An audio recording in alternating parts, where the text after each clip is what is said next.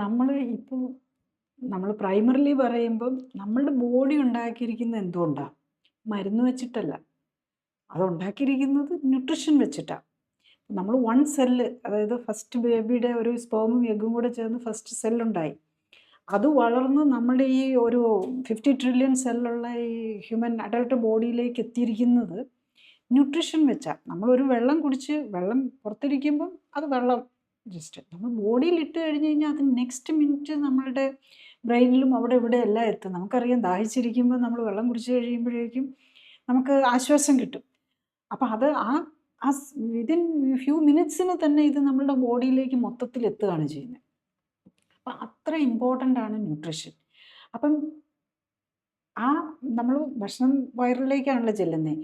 എന്ത് നമ്മൾ ഉള്ളിലേക്ക് ചെല്ലുമ്പോഴും അവിടെ അതിനെ സ്ക്രീൻ ചെയ്തിട്ട് മാത്രമാണ് നമ്മളുടെ ബോഡി ആക്സെപ്റ്റ് ചെയ്യുന്നത്. അപ്പോൾ അതുകൊണ്ട് ഏറ്റവും കൂടുതൽ ഇമ്മ്യൂൺ സിസ്റ്റത്തിൻ്റെ ഏറ്റവും കൂടുതൽ ഒരു വെരി ആക്റ്റീവ് ഏരിയ ആണ് ഗട്ടിൽ. ഗട്ടിൽ ശരിക്കും പറഞ്ഞു കഴിഞ്ഞാൽ നമ്മൾ ഈ കഴലുകൾ എന്ന് അല്ല ലിംഫ് നോട്ട്സ് എന്ന് പറയല്ലേ, അതിന് ഒരു സ്പെഷ്യൽ പേരാണ് പേസ് പാച്ചസ് എന്ന് പറയും.